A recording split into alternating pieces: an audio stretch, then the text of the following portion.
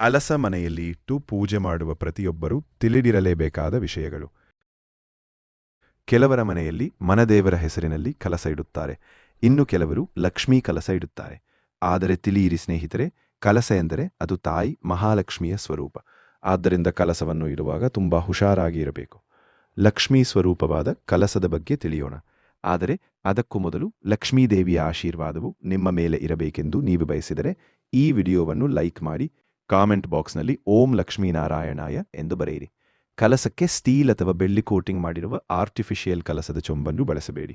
ಕಲಸಕ್ಕೆ ತಾಮ್ರ, ಹಿತ್ತಾಳೆ, ಬೆಳ್ಳಿ ಚೊಂಬುಗಳು ತುಂಬಾ ಶ್ರೇಷ್ಠ. ನಿಮಗೆ ಯಾವುದು ಅನುಕೂಲವೋ ನಿಮ್ಮ ಶಕ್ತಿಗೆ ಅನುಗುಣವಾಗಿ ಇಟ್ಟು ಪೂಜೆ ಮಾಡುವುದು ಉತ್ತಮ. ನಿಮ್ಮ ಮನೆಯಲ್ಲಿ ಹಿರಿಯರು ಹೇಗೆ ಕಲಸ ಸ್ಥಾಪನೆ ಮಾಡಿ ಪೂಜೆ ಮಾಡುತ್ತಿದ್ದರೋ ಅದೇ ರೀತಿ ಪೂಜೆ ಮಾಡುವುದು ಕೂಡ ಬಹಳ ಶ್ರೇಷ್ಠ. ಕೆಲವರು ಮನೆಯಲ್ಲಿ ಮನದೇವರ ಕಲಸ ಇಡುತ್ತಾರೆ, ಇನ್ನು ಕೆಲವರು ಲಕ್ಷ್ಮೀ ಕಲಸ ಇಡುತ್ತಾರೆ ಮತ್ತು ಕಾಯಿ ಕಲಸ, ಎಲೆ ಕಲಸ ಈ ರೀತಿ ಅವರದೇ ಆದ ಸಂಪ್ರದಾಯವನ್ನು ಅನುಸರಿಸುತ್ತಾ ಇರುತ್ತಾರೆ. ನಿಮ್ಮ ಮನೆಯಲ್ಲಿ ಲಕ್ಷ್ಮೀ ಕಲಸ ಇಡುವುದಾದರೆ ಕಲಸಕ್ಕೆ ಮಾಂಗಲ್ಯ ಹಾಕುವುದು ಬಹಳ ಒಳ್ಳೆಯದು. ಇಲ್ಲದಿದ್ದರೆ ಅರಿಶಿನದ ಕೊಂಬನ್ನಾದರೂ ಕಟ್ಟಬೇಕು. ನೆನಪಿಡಿ, ಕಲಸವನ್ನು ಯಾವುದೇ ಕಾರಣಕ್ಕೂ ನೆಲದ ಮೇಲೆ ಇಡಬೇಡಿ. ಒಂದು ತಟ್ಟೆಗೆ 3 ಹಿಡಿ ಅಥವಾ 5 ಹಿಡಿ ಅಕ್ಕಿ ಹಾಕಿ ಅದಕ್ಕೆ ಅರಿಶಿನ ಕುಂಕುಮ ಹಾಕಿ ಉಂಗುರದ ಬೆರಳಿನಿಂದ ಅಷ್ಟದಳದ ಕಮಲವನ್ನು ಬೆಳೆಸಿ ಅದರ ಮೇಲೆ ಕಲಸ ಸ್ಥಾಪನೆ ಮಾಡುವುದು ತುಂಬಾ ಶ್ರೇಷ್ಠ. ಕಲಸಕ್ಕೆ ಇಡುವ ತೆಂಗಿನಕಾಯಿಯನ್ನು ಆರಿಸುವಾಗ ತೆಂಗಿನಕಾಯಿಗೆ ಜುಟ್ಟು ಇರಬೇಕು. ಕಣ್ಣು ಕಾಣಿಸದ ತೆಂಗಿನಕಾಯಿ ಇಡಬೇಕು. ಇದು ಬಹಳ ಮುಖ್ಯ.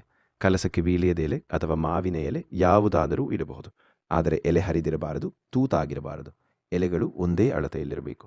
ಕಲಸಕ್ಕೆ ಹಾಕುವ ನೀರು ತೆಂಗಿನಕಾಯಿಗೆ ತಾಕುವಂತೆ ಇರಲಿ, ಆದರೆ ಚೊಂಬಿನಿಂದ ಚೆಲ್ಲುವಂತೆ ಹಾಕಬೇಡಿ. ಕಲಸಕ್ಕೆ ಶುದ್ಧವಾದ ಚೊಂಬನ್ನು ಇಡಬೇಕು. ಅದಕ್ಕೆ ಅರಿಶಿನ, ಕುಂಕುಮ, ಗಂಧ ಹಚ್ಚಿ ಶುದ್ಧವಾದ ನೀರು ಹಾಕಿ. ನಂತರ ನೀರಿಗೆ 1 ಚಿಟಿಕೆ ಅರಿಶಿನ ಕುಂಕುಮವನ್ನು ಹಾಕಿ, 1 ಹೂವನ್ನು ಹಾಕಿ, 1 ನಾಣ್ಯ ಹಾಕಿ. ಯಾವುದಾದರೂ ಸರಿ, ಹಿತ್ತಾಳೆ, ಬೆಳ್ಳಿ ಅಥವಾ ಸಾಮಾನ್ಯ ನಾಣ್ಯ ಆದರೂ ಪರವಾಗಿಲ್ಲ, ಆದರೆ ಮರೆಯದೆ ಹಾಕಿ. ಇದು ಪ್ರಾಣದ ಪ್ರತೀಕ. ಇನ್ನು ಕೆಲವರು ಕವಡೆ, ಗೋಮತಿ ಚಕ್ರ, ಕಮಲಫಲದ ಬೀಜ ಇತ್ಯಾದಿ ಹಾಕುತ್ತಾರೆ. ಆದರೆ ಇದು ಹಬ್ಬ ಹರಿದಿನಗಳಲ್ಲಿ ಹಾಕಿದರೆ ಸಾಕು. ಕಲಸ ಪ್ರತಿಷ್ಠಾಪನೆ ಮಾಡಿದ ಮೇಲೆ ಪದೇ ಪದೇ ಮುಟ್ಟುವುದು, ಹೂವನ್ನು ಸರಿಪಡಿಸುವುದನ್ನು ಮಾಡಬೇಡಿ. ಯಾವುದೇ ಕಾರಣಕ್ಕೂ ಮಂಗಳವಾರ, ಶುಕ್ರವಾರ, ಅಮಾವಾಸ್ಯ, ಹುಣ್ಣಿಮೆ, ಏಕಾದಶಿ ಇಂತಹ ಪವಿತ್ರ ಹಬ್ಬದ ದಿನಗಳಲ್ಲಿ ಕಲಸವನ್ನು ಕದಲಿಸಬೇಡಿ. 1 ದಿನ ಮುಂಚಿತವಾಗಿಯೇ ತೆಗೆದು ಸ್ವಚ್ಛ ಮಾಡಿ. ಈ ದಿನಗಳಲ್ಲಿ ಶುಕ್ರವಾರ, ಅಮಾವಾಸ್ಯ, ಹುಣ್ಣಿಮೆ ಇಂತಹ ದಿನಗಳಲ್ಲಿ ಕಲಸ ಸ್ಥಾಪನೆ ಮಾಡುವುದು ಮನೆಗೆ ಬಹಳ ಒಳ್ಳೆಯದು. ಕಲಸವನ್ನು ಕದಲಿಸುವಾಗ 3 ಸಲ ಮಲಕ್ಕೆ ಸರಿಸಿ ನಂತರ ತೆಗೆಯಬೇಕು. ಕಲಸ ಕದಲಿಸಿದ ಮೇಲೆ ನೀರನ್ನು ತೆಂಗಿನ ಮರ ಅಥವಾ ತುಳಸಿ ಗಿಡಕ್ಕೆ ಹಾಕಿ. ಯಾರೂ ಆ ನೀರನ್ನು ತುಳಿಯಬಾರದು. ಈ ಎಲ್ಲಾ ನಿಯಮಗಳನ್ನು ಪಾಲಿಸಿ ಮನೆಯಲ್ಲಿ ಕಲಸವನ್ನು ಇಟ್ಟರೆ ಮಹಾಲಕ್ಷ್ಮೀ ತಾಯಿ ಸದಾ ಮನೆಯಲ್ಲಿಯೇ ಇದ್ದು ಸಂಪತ್ತು, ಸಮೃದ್ಧಿ, ಆರೋಗ್ಯ, ಭಾಗ್ಯ ಕೊಟ್ಟು ಕರುಣಿಸುತ್ತಾಳೆ. ನಿಮಗೆ ಅಷ್ಟೈಶ್ವರ್ಯ ಲಭಿಸುತ್ತಾಳೆ. ಸ್ನೇಹಿತರೆ, ಈ ಮಾಹಿತಿ ನಿಮಗೆ ಇಷ್ಟವಾದರೆ ದಯವಿಟ್ಟು ಲೈಕ್ ಮಾಡುವುದನ್ನು ಖಂಡಿತವಾಗಿ ಮರೆಯಬೇಡಿ. ಇನ್ನು 10 ಜನರಿಗೆ ಈ ವಿಡಿಯೋವನ್ನು ಶೇರ್ ಮಾಡಿ.